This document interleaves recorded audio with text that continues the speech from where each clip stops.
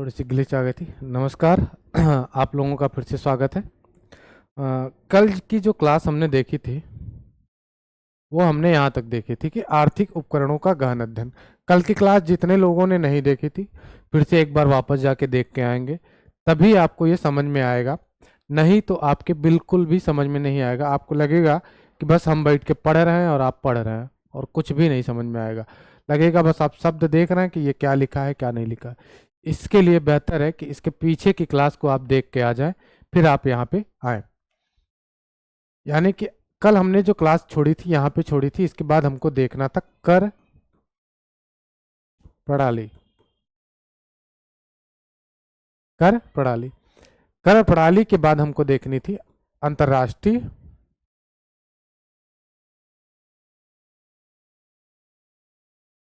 व्यापार। क्या देखना था? अंतरराष्ट्रीय व्यापार। इसके बाद जो हम देखेंगे वो देखेंगे सैन्य प्रक्रियाएं या फिर सैन्य शक्ति।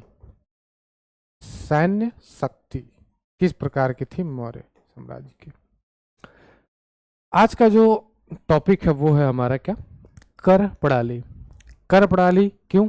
क्योंकि हमने जब आंतरिक व्यापार देखा, आंतरिक व्यापार की गतिविधियों को देखा, तो आंतरिक व्यापार में किस प्रकार के कौन कौन से ऐसे कर हैं जिनको राज्य लगाता था वो देख लेते हैं। सबसे पहला है भाग। यह कर किसानों से लिया जाता था और यह उत्पादन का लगभग 1/6 हिस्सा होता था। इसका महत्व क्या होता था? राज्य की आय का प्रमुख स्रोत होता था, कृषि उत्पादन को राज्य से जोड़ता था। यह एग्रीगेरियन रेवेन्यू सिस्टम का उदाहरण है। वर्तमान में कोई बताएगा क्या कृषि पर भारत सरकार कर लगाती है या फिर नहीं लगाती है? इसको थोड़ा सा और डिटेल्स में आते हैं। इसको 3 कैटेगरी आती है। सबसे पहला राज्य, 2 कैटेगरी आएगी, सॉरी। राज्य द्वारा दिया दिया नहीं होगा, दिए गए क्षेत्र पर कृषि। इस पे कितना लगेगा? 1/6। दूसरा है निजी जमीनों पर कृषि। इस पे भी कितना लगेगा? 1/6। लेकिन जैसे कि राज्य को आवश्यकता पड़ने पर राज्य इस कर 1/6 कर को क्या कर सकता है? बदल सकता है। जैसे प्रमुख तात्कालिक स्थिति, अगर आपातकाल आता है, बाढ़, सूखा, बाढ़, सूखा और सैन्य आक्रमण। सैन्य आक्रमण, अकाल, या फिर साम्राज्य की आवश्यकता के लिए।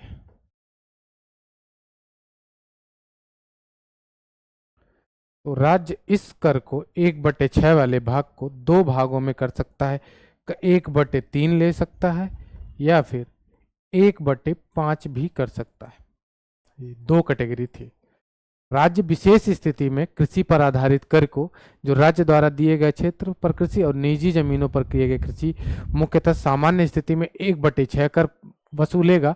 लेकिन अगर विशेष स्थितियां जैसे बाढ़, सूखा, सैन्य आक्रमण, अकाल या साम्राज्य की आवश्यकता के लिए, तो राज्य इसी 1/6 कर को 1/3 या 1/5 कर सकता है। ये राज्य के ऊपर है। दूसरा था शुल्क। ये भाग, जिसको भाग कहते हैं, भाग 1/6 लगता था। किस पे लगता था? कृषि भूमियों पे, ठीक है। और कृषि जो भूमि होती थी उसको कहते थे सीता। सीता। सीता एक प्रकार की वो खेती, वो भूमि होती थी जिस पर कृषि की जा सकती थी। यानी कि लिख लेते हैं, कृषि करने योग्य भूमि को ही सीता कहते थे। क्या कहते थे? सीता कहते थे। यानी कि जुताई वाले हल से बनी नालियां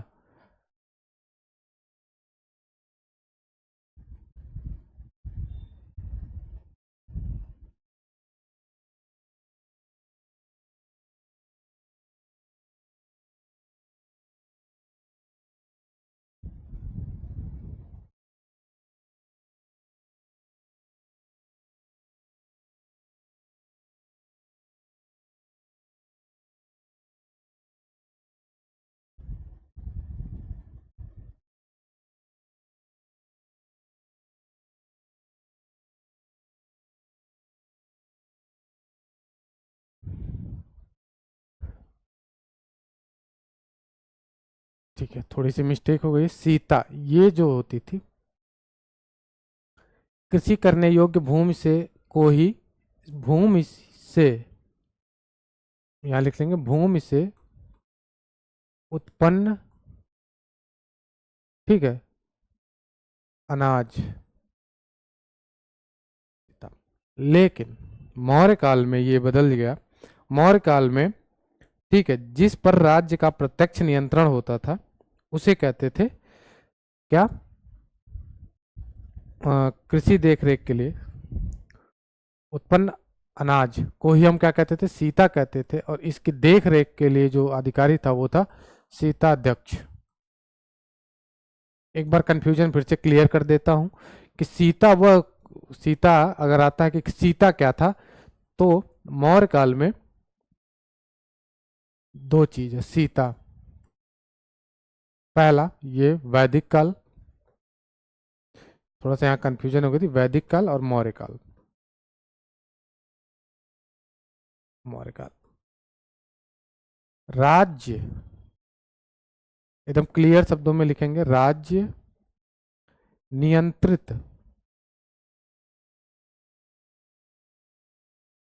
भूमि पर कृषि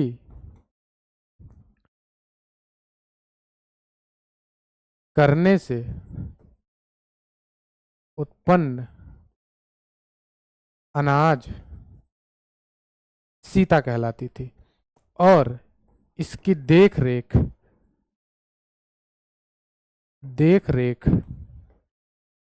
के लिए नियुक्त अधिकारी को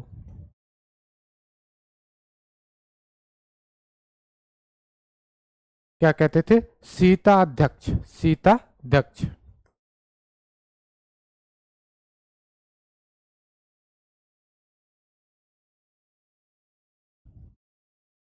सीताध्यक्ष। वैदिक काल में जुताई वाले, सीता उसको कहते थे। वैदिक काल में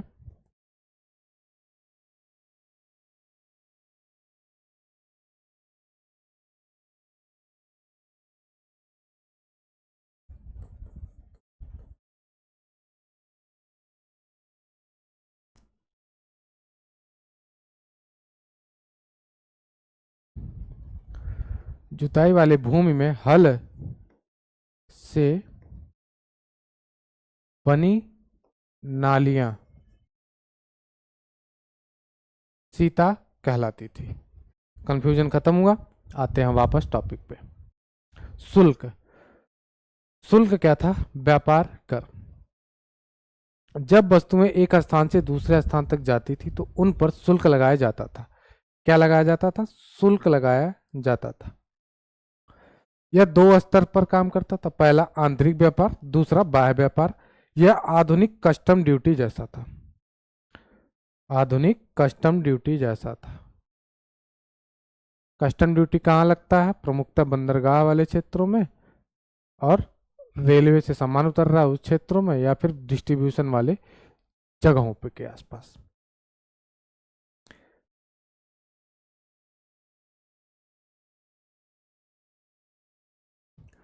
अब तीसरा है पड़य कर। बाजार आधारित कर इसको कहते थे। जब वस्तु बाजार में बिकती थी तो उस पर कर लगाया जाता था। इसका मत, राज्य को बाजार से राजस्व मिलता था, व्यापारिक गतिविधियों पर नियंत्रण होती थी। यानी कि मान लेते हैं डिस्ट्रीब्यूशन सेंटर से 10 किलो कोई सामान निकलता है, रास्ते में मिलावट करके 15 किलो कर दिया जाता था, तो व्यापारिक गतिविधियों पर नियंत्रण हुआ? नहीं हुआ। डिस्ट्रीब्यूशन सेंटर पे 10 किलो के हिसाब से कस्टम ड्यूटी लगा है। क्या लगा है? कस्टम ड्यूटी लगा है।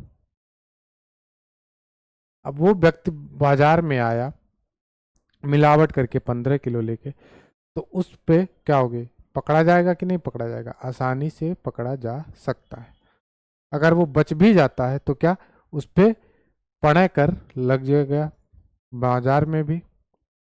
तो 10 किलो पे तो उसके पड़े कर लगेगा, लेकिन वो 5 किलो पे भी पड़े कर लगेगा, जिससे राज्य को कहीं ना कहीं एक नुकसान से अपने आप को बचा सकता है। ठीक। वर्तनी परिवहन कर, यह कर मार्गों और परिवहन पर लगाया जा सकता है, जिसको कहते हैं टोल टैक्स, आजकल की भाषा में टोल टैक्स। इंफ्रास्ट्रक्चर मेंटेनेंस इसी हिसाब के लिए आज भी लगाया जाता है। ट्रांसपोर्ट रेगुलेशन के लिए लगाए जाते थे। तो टोल टैक्स इसी है, दोनों अवधारणा पर ही टोल टैक्स काम करता है कि उनको ट्रांसपोर्ट को रेगुलेट करना है और इंफ्रास्ट्रक्चर मेंटेनेंस के लिए चाहिए। ये तो हो गया टोल टैक्स लगाने का पहला कॉन्सेप्ट। दूसरा कॉन्सेप्ट टोल टैक्स वर्तमान में इसलिए लगता है कि जो मतलब इंफ्रा को बनाने में जो लागत आई है, बनाने में जो लागत आई है,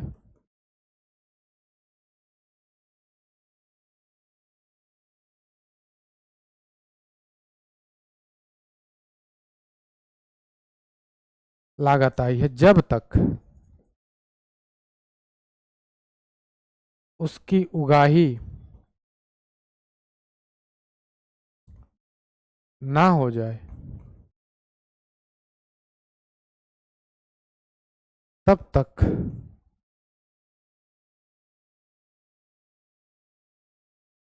उस रोड पर टोल टैक्स लगता रहेगा। ठीक है। अब एक और इंपॉर्टेंट है, वो है उदक। उदक भाग सिंचाई कर। पहला क्या था? भाग, केवल भाग जो कृषि पे लगता था। अब एक है उदक भाग। उदक भाग सिंचाई सुविधाओं के लिए उपयोग पर कर लगाया जाता था। इसका अर्थ है राज्य इंटीग्रेशन सिस्टम चलाता था, जल संसाधनों पर नियंत्रण रखता था। स्वाभाविक सी बात है, जिन वस्तुओं पे कर लग रहा है वहां तो राज्य का नियंत्रण होगा ही और राज्य उसको चलाएगा भी। अब है राज्य नियंत्रण आर्थिक व्यवस्था का केंद्र। मौर्यकालीन अर्थव्यवस्था की सबसे महत्वपूर्ण विशेषता है कि स्टेट इंटरवेंशन होता था, मतलब राज्य का हस्तक्षेप आर्थिक गतिविधियों में, राज्य का हस्तक्षेप। अरे भाई, राज्य सत्ता, राज्य तंत्र है तो राज्य का हस्तक्षेप तो होगा। राज्य का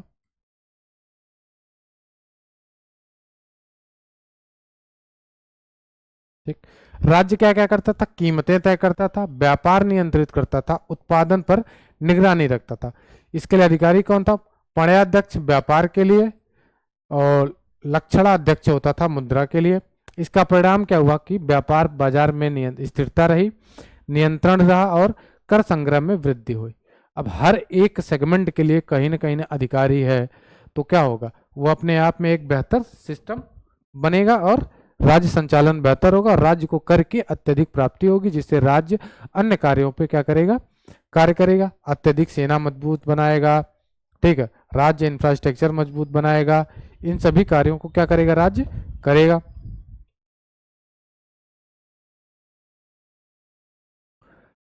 अब हमारा टॉपिक है अंतरराष्ट्रीय व्यापार। क्या है? अंतरराष्ट्रीय व्यापार। मौर्य काल में भारत केवल आंतरिक व्यापार तक सीमित नहीं था, यह अंतरराष्ट्रीय व्यापार में सक्रिय भागीदारी, इसकी भागीदारी थी। यह किससे पता चलता है? उन क्षेत्रों से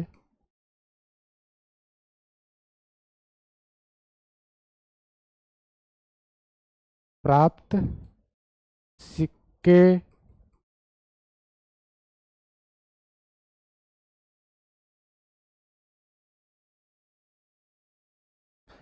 सिक्के, मुद्रा, मनके, अन्य वस्तुएं।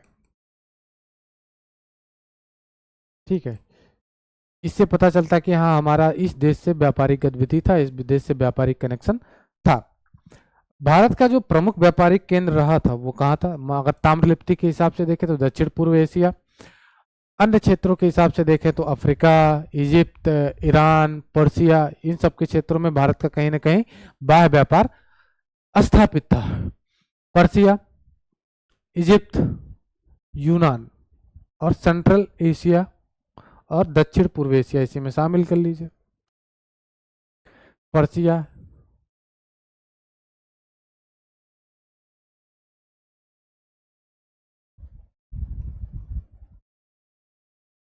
सेंट्रल एशिया के साथ साथ दक्षिण पूर्व एशिया।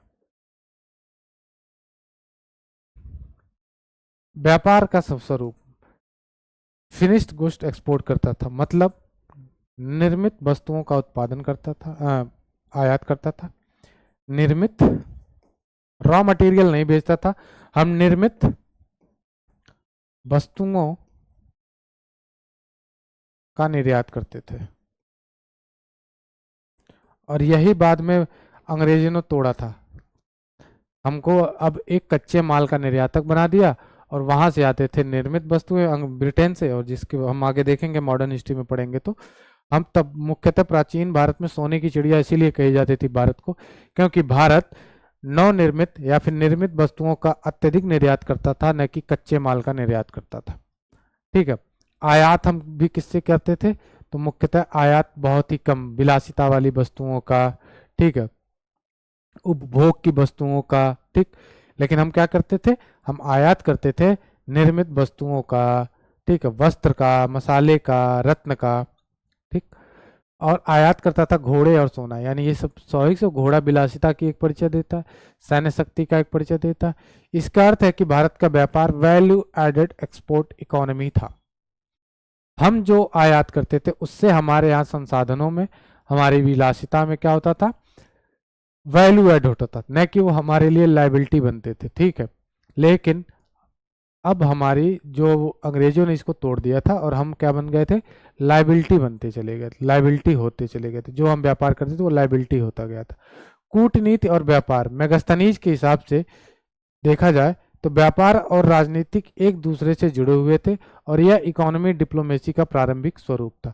तो स्वाभाविक सी बात है ना कि व्यापार और राजनीति तो एक तरीके से जुड़ी रहेगी। मान लेते हैं कि भारत में कोई पूंजीवादी सरकार आ गई, जैसे कि वर्तमान सरकार है, तो पूंजीपतियों का फायदा ज्यादा होगा, स्वाभाविक सी बात है। कैपिटल इकोनॉमी भारत में तेजी से बढ़ेगी, लेकिन वहीं अगर अन्य सरकार आती है, हो सकता है सोशलिस्ट सरकार आ जाए, तो समाजवाद पे ज्यादा फोकस करेगी, कैपिटलिस्ट इकोनॉमी को कम तवज्जो देगी। हालांकि भारत मिक्स इकोनॉमी वाला है। संपूर्ण आर्थिक प्रक्रिया, यदि हम पूरी प्रक्रिया को एक साथ देखें, किसको? मौर्य काल की, तो आप देखेंगे कि उत्पादन कौन करता था? गांव करता था। संग्रह कहाँ होता था? नगर में। नियंत्रण कौन करता था? राज्य। परिवहन का माध्यम था मार्ग, और निर्यात के लिए क्या था? बंदरगाह। यह एक कंप्लीट इकोनॉमी चैन है। इकोनॉमी चैन है, इसको समझेंगे कैसे? गांव,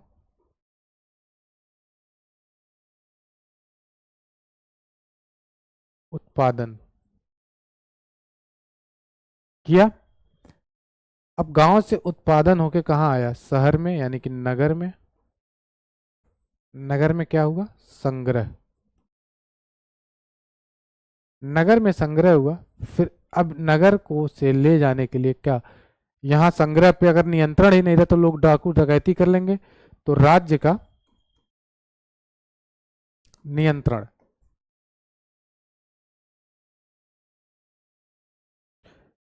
परिवहन का माध्यम से यूज करके कहाँ तक लाया गया? बंदरगाह तक। बंदरगाह पे क्या होगा? निर्यात होगा।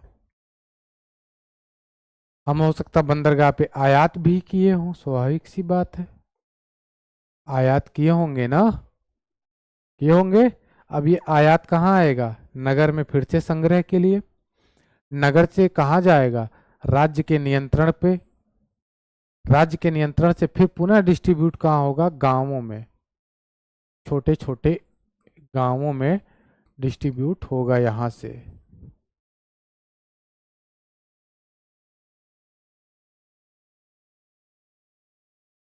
ठीक है, तो एक तरीके से चयन था। अगर इसके पूर्णतः निष्कर्ष पे पहुंचे तो यह एक संगठित थी, मौर्यकालीन अर्थव्यवस्था राज्य द्वारा नियंत्रित थी, व्यापार आधारित थी, अंतर्राष्ट्रीय संपर्क से जुड़ी थी। इसे हम भारतीय इतिहास में पहली विकसित केंद्रीकृत और वैश्विक रूप से जुड़ी अर्थव्यवस्था कह सकते हैं। किसको, मौर्य साम्राज्य की अर्थव्यवस्था को। अब हम देखेंगे कुछ, एक टेबल है, मौर्यकालीन अंतर्राष्ट्रीय व्यापार किस प्रकार से, किस देश से किस कंडीशन में क्या क्या वस्तुओं का निर्यात करते थे, ठीक है, किससे जुड़ी हुई थी।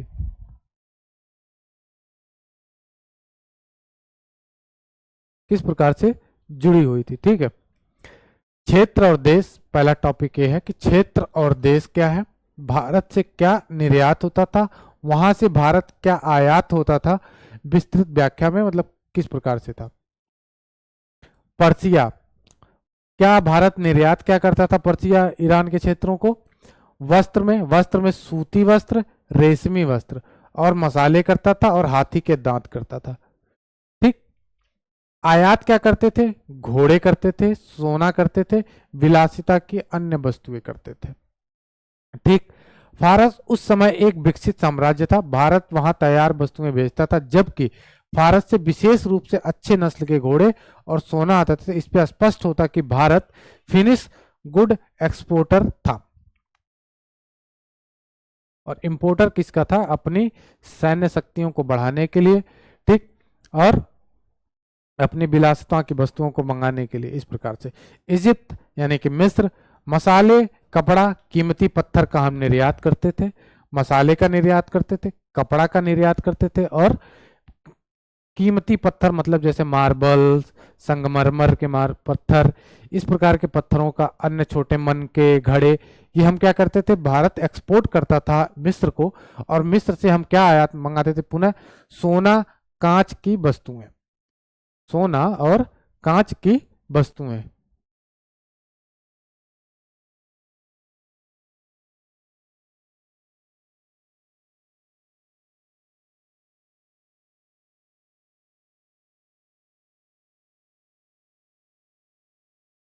ठीक, मिस्र के साथ व्यापार मुख्यतः समुद्री मार्ग से होता था। भारत के मसाले और कपड़े वहां अत्यंत लोकप्रिय थे, जबकि मिस्र से सोना और कांच जैसी वस्तुएं आती थी।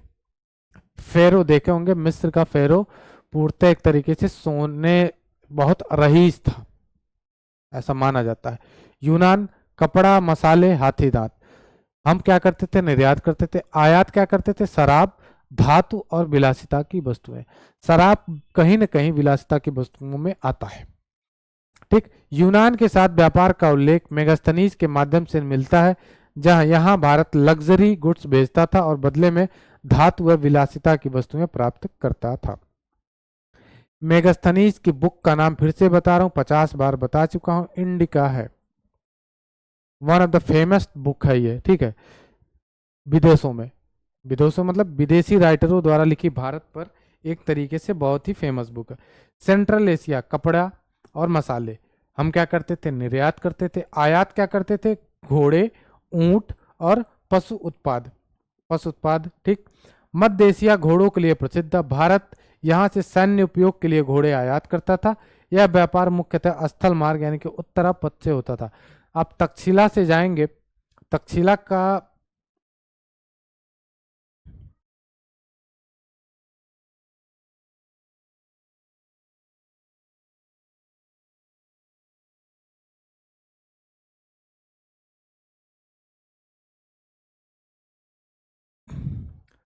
तक्षशिला को आप देखेंगे तो यहाँ से आप आसानी से ऊपर से सेंट्रल एशिया में प्रवेश कर सकते हैं। ठीक है, तो उत्तरापथ पे तक्षशिला स्थित है।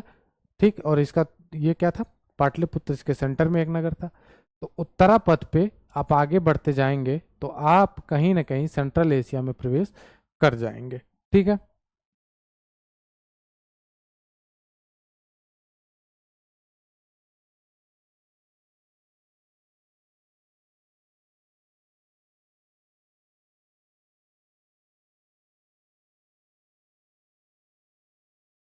ठीक है। अब आते हैं श्रीलंका। श्रीलंका में हम क्या निर्यात करते थे? अनाज, वस्त्र, हस्तशिल्प। और वहां से क्या लाते थे हम? आयात क्या करते थे? मोती, समुद्री उत्पाद। ठीक। श्रीलंका के साथ व्यापार सांस्कृतिक और धार्मिक संबंधों के साथ जुड़ा हुआ था। यहाँ से मोती और समुद्री वस्तुएं आती थी, जबकि भारत से दैनिक उपयोग की वस्तुएं जाती थी। श्रीलंका को आप देखेंगे अगर मैप में, तो भारत के नीचे से लटका हुआ है थोड़ा सा, समुद्री तरीके से, पूरी तरीके से आइलैंड कंट्री है। ठीक। अब श्रीलंका में कहीं ना कहीं कृषि से संबंधित वस्तुओं का उत्पादन कम होता था। कृषि से संबंधित वस्तुओं का उत्पादन कम होता था। ठीक। उपभोग की वस्तुओं की आवश्यकता वहां ज्यादा थी। ठीक है। और एक तरीके से तो भारत क्या बेचता था? अनाज, वस्त्र। हाँ, सूत का उत्पादन, रेशम का उत्पादन श्रीलंका में तब उस समय हो सकता कम होता था। हस्तशिल्प की वस्तुएं कम बनती थी, जिसके लिए भारत एक्सपोर्ट करता था, इंपोर्ट करता था मोती और समुद्री उत्पाद। पूरी तरीके से चारों तरफ से समुद्र से घिरा हुआ है ये देश, जिसकी वजह से क्या होता था कि समुद्र वाली वस्तुओं वो ज्यादा उत्पादित करता था, तो भारत उसको आयात करता था। दक्षिण पूर्व एशिया अनुमानित संपर्क था। मसाले और वस्त्र हम क्या करते थे? निर्यात करते थे। आयात क्या करते थे? सुगंधित लकड़ियां और वन उत्पादन। और क्या? वन उत्पादन। ठीक है।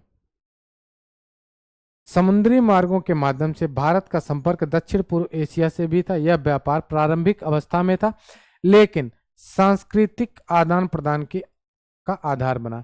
हम देखेंगे जब चोल साम्राज्य के बारे में पढ़ेंगे, दक्षिण भारतीय साम्राज्यों के बारे में पढ़ेंगे, तो देखेंगे कि कैसे चोल साम्राज्य ने दक्षिण पूर्व एशिया में अपना व्यापारिक महत्व स्थापित किया था, और कहीं न कहीं उनका साम्राज्य विस्तार भी था दक्षिण पूर्वी एशिया के क्षेत्रों में। अब है मौर्य साम्राज्य की सैन्य व्यवस्था। व्यापारिक गतिविधियां लगभग लगभग खत्म हो गई हैं।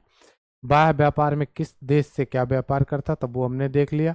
ठीक है। प्रमुख आयात क्या करता तब वो देख लिया था। किस प्रकार का संबंध था वो हमने देख लिया था। ठीक।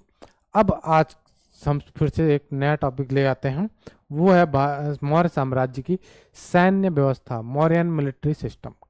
किस प्रकार की इनकी सैन्य प्रणाली काम करती थी। ठीक है। कौन कौन से प्रमुख सैन्य व्यवस्था के आधार थे इनके। ठीक। ऐसी क्या विशेषताएं रही हैं मौर्य साम्राज्य की, प्रमुख बातों में देखेंगे। प्रस्तावना: मौर्य सेना की प्रकृति। मौर्य काल में पहली बार भारत में एक विशाल, अस्थायी और केंद्रीकृत सेना विकसित हुई। यह सेना केवल युद्ध के लिए नहीं, बल्कि राज्य की एकता, कर वसूली, सीमाओं की सुरक्षा और आंतरिक नियंत्रण का भी मुख्य साधन बनी। राज्य की एकता, कर प्रणाली। हम देखेंगे कि पूरी दुनिया कहीं ना कहीं ये मानती है कि न्यूक्लियर परमाणु बम का विकास इसलिए करेंगे क्योंकि हमारे यहाँ शांति स्थापित रहे। अगर जिस देश के पास परमाणु बम नहीं है, उसकी देखिए दुर्दशा अमेरिका क्या करता है। और जिन जिन देशों के पास परमाणु बम है, अमेरिका उनसे नहीं टकराता है, या अन्य देश उनसे फालतू बहस नहीं करते हैं, उनको अन्य देशों के साथ नहीं भिड़वाते हैं, आंतरिक कलह नहीं होता वहाँ पे बहुत ज़्यादा। इसका सबसे अच्छा एग्जाम्पल है नॉर्थ कोरिया। नॉर्थ कोरिया हमेशा अमेरिका को कहाँ रखता है? अपनी नोक पे रखता है कि ज़्यादा 3-5 किए, हमारे यहाँ तख्ता पलट का परिवर्तन करने की कोशिश किए तो सीधे न्यूक्लियर बम मार देंगे, उड़ उड़ के ख़त्म हो जाओगे, हम तो मरेंगे, यानी कि हम तो डूबेंगे सनम, तुम्हें भी ले डूबेंगे। ठीक है।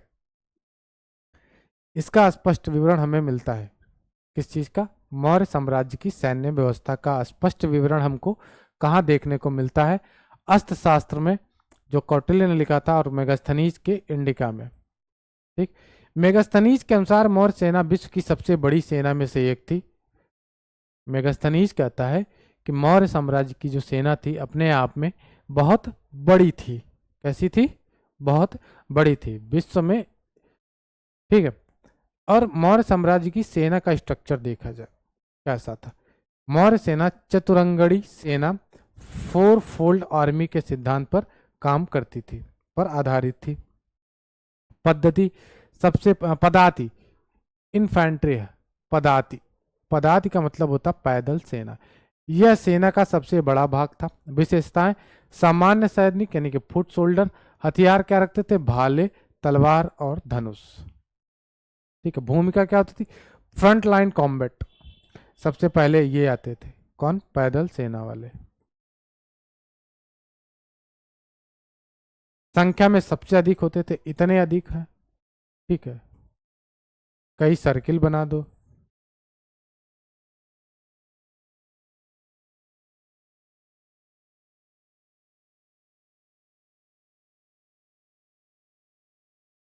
ठीक, यह सेना का बैकबोन थी, इसके पीछे अन्य प्रकार के सैन्य व्यवस्थाएं लगी होती थी। ठीक है,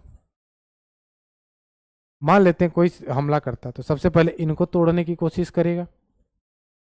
अब ये इतनी संख्या में है कि इनको तोड़ना आसान नहीं होगा। ठीक है, इसके पीछे ये घोड़े वाले हैं, अस्त्र सेना लगी हुई है।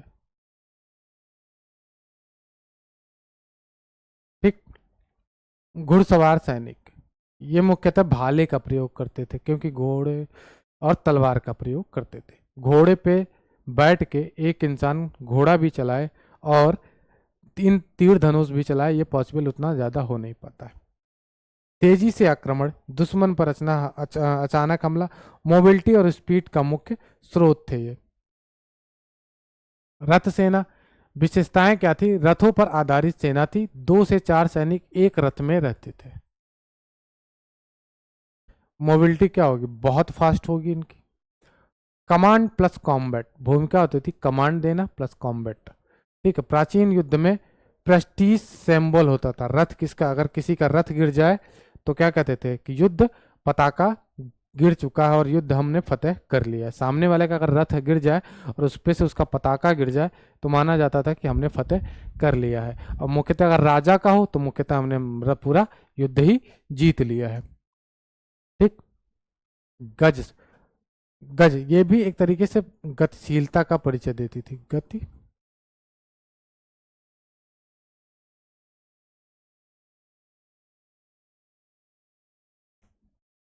भूमिका, दुश्मन अब हाँ ये गतिशीलता का बातें हैं। गज सेना, गज सेना का मतलब हाथी,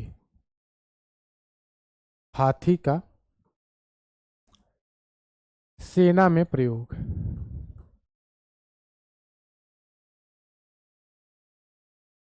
हाथी का सेना में प्रयोग, दुश्मन की पंक्ति तोड़ना, साइकोलॉजिकल फियर पैदा करना। एलिफेंट इक्वल्स को एंशियंट टैंक, मान लेते कि अभी सामने से टैंक आएगी तो पैदल सेना खड़ी होगी तो वो भागेगी, स्वाभाविक सी बात है कि कुचल ना दे, अपनी जान बचा के भागेंगे। ठीक है, उसी तरीके से प्राचीन काल में देखेंगे तो कहीं ना कहीं आपको ये देखने को मिलेगा कि हाथी टैंक के रूप में प्रयोग की जाती थी। हाथी किसके रूप में प्रयोग की जाती थी? टैंक के रूप में। बड़ी होती थी, 1 2 भाले 4 भाले 10 भाले से इसको मारने से कोई फर्क नहीं पड़ता, हजारों तीरे चलाते रहो उसको कोई फर्क नहीं पड़ेगा। तो अब हाथी को पागल करके अगर सामने दौड़ा दिया जाए तो लोग क्या करेंगे? हट जाएंगे। और एक हाथी क्या है तो एक बड़े क्षेत्र को खाली करा सकती है, यानी कि पीछे वाले जो घुड़सवार हैं, रथ सवार हैं, पैदल सेना, उनके लिए कहीं ना कहीं एक रास्ता बना सकती है। ठीक, और हाथी को देख के भी इंसान क्या करता है? डरता तो जरूर है, तो साइकोलॉजिकल फियर पैदा कर सकता है। सैन्य प्रशासन, युद्ध परिषद होती थी मौर्य साम्राज्य में, एक युद्ध परिषद होती थी। युद्ध परिषद में मेगास्थनीज के अनुसार सेना का संचालन 6 समितियों द्वारा होता था। प्रत्येक समिति में 5 सदस्य होते थे, यानी कि 30 मेंबर के द्वारा संचालन होता था। 6 समितियां और प्रत्येक समिति में 5, यानी कि 30 प्रमुख सदस्यों द्वारा क्या होता था? सैन्य संचालन। क्या होता था? सैन्य संचालन। ठीक, पहली थी पैदल सेना समिति, दूसरी थी घुड़सवार समिति, तीसरी थी रथ समिति, चौथी हाथी, पांचवी नौसेना और छठवीं रसद लॉजिस्टिक समिति। मान लेते हैं हमको पाटलिपुत्र से तक्षशिला के लिए युद्ध करने के लिए निकलता है, हमारे पास खाने वाली समिति है ही नहीं, तो खाने का देख रेख करेगा कौन? तो सिंपल सी बात है कि पैदल सेना भूखे मरेगी, घुड़सवार हो सकता है भाग जाए और थोड़ी दूर पे उनको खाना मिल जाए, रथ के पास हाथी वाले भी बच जाए, नौसेना समुद्र में डूबते हुए खत्म ही हो जाएंगे। ठीक, यह सिस्टम दिखाती है कि मौर्य सेना अत्यधिक संगठित थी। ठीक है, रसद जो लॉजिस्टिक थी ये तय करती थी कि कौन से सेना के पास कितनी भूख कितनी आवश्यकता है भोजन की, संसाधनों की कौन कौन सी आवश्यकता है। इसलिए कहते हैं कि कभी भी संचालन किसी भी नियम कंपनी सब कुछ करना तो उसके लिए कुछ ना कुछ कमेटी होती है। देश जैसे अपने यहाँ कैबिनेट है, सामने चुन तो दिया है, 700 800 900 लोगों को बैठा के भेज तो दिया है पार्लियामेंट में, लेकिन क्या वो 900 लोग एक साथ सहमत होंगे किसी एक बिल को पास करने के लिए या बात करने के लिए? इसलिए उनमें अब किसी पार्टी के ही 300 400 मेंबर हैं, वो 400 मेंबर किसी एक बिल को लेके सहमत होंगे? किसी एक मत को 400 को हम आज़ाद छोड़ दें? नहीं। इसके लिए कुछ विशेष समितियां बनाई जाती हैं, कैबिनेट कुछ विशेष मंत्री बनाए जाते हैं, उनको उस कमान सौंपे जाते हैं और समितियों के अध्यक्ष इन मंत्रियों को बनाया जाता है कि इस समिति के बारे में आप जानते हैं, सुझाव दीजिए और इस समिति से जो सुझाव मिलता है उस पर काम करने की कोशिश कीजिए। सर्वोच्च नियंत्रण, राजा स्वयं सेना का सर्वोच्च प्रमुख था, उदाहरण के लिए रूप में चंद्रगुप्त मौर्य। अब सेना की भर्ती प्रणाली कैसे होती थी मौर्य काल में, वो देख लेते हैं। सेना कहाँ से आते थे? कृषक वर्ग से, जनजातियों से और योद्धा वर्ग से। आज भी देखेंगे तो हमारे भारतीय सेना में कृषक वर्ग ही कहीं ना कहीं 50 से 70% किसान वर्ग ही जाते हैं। प्रकार कैसी थी? अस्थाई सेना एक होती थी, एक अस्थाई। अस्थाई को आज हम समझ सकते हैं कि ये अग्निवीर,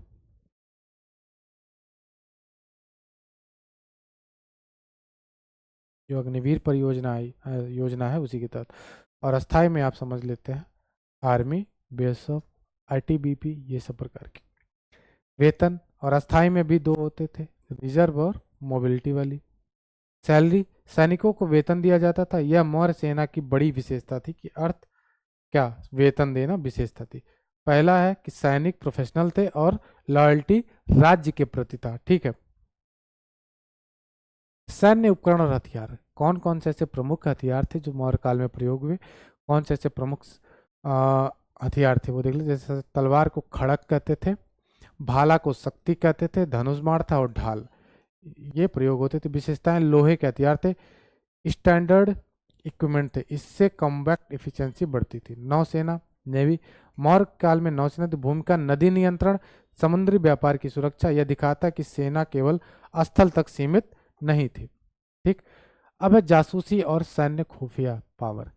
कौटिल्य ने जासूसी पर बहुत जोर दिया। जासूसों के प्रकार साधु, व्यापारी, गुप्त एजेंट और एक मैंने और बताया था कि वेश्याओं का भी प्रयोग करते थे।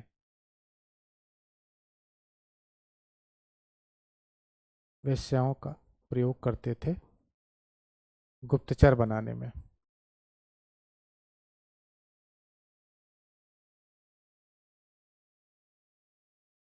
भूमिका होती है कि दुश्मन की जानकारी निकालना, विद्रोह को रोकना, इंटेलिजेंस इज इक्वल टू युद्ध की सफलता का आधार।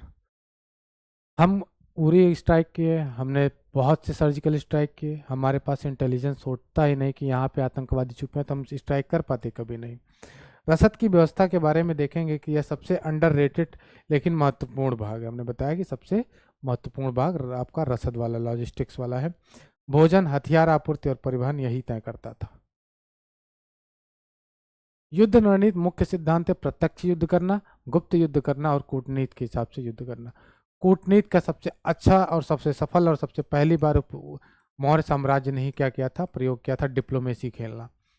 ठीक। कौटिल्य का दृष्टिकोण था कि युद्ध केवल बैटलफील्ड पर नहीं होता बल्कि डिप्लोमेसी प्लस स्पोनेज एंड स्ट्रेटजी का मिश्रण होता है। सेना का महत्व, मौर्य सेना का मुख्य उद्देश्य था साम्राज्य विस्तार, विद्रोह नियंत्रण और सीमाओं की रक्षा कल्याण करना, सीमाओं की रक्षा करना। ठीक है। तो ये रहा आपका मौर्य साम्राज्य के बारे में प्रमुख पहलुओं का डिटेल्स। अब हम एक क्लास और लेंगे मौर्य साम्राज्य का।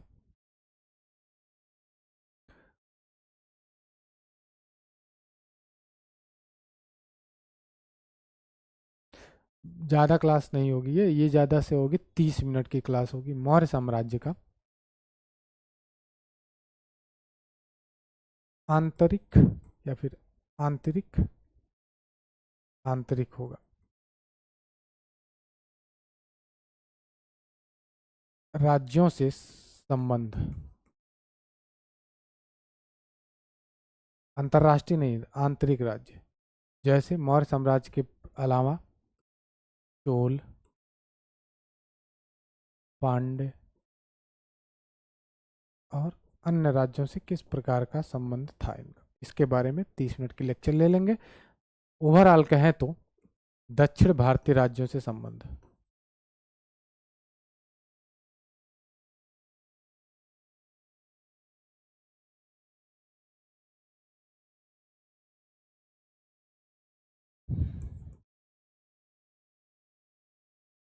ठीक, तो मिलते हैं नेक्स्ट क्लास में।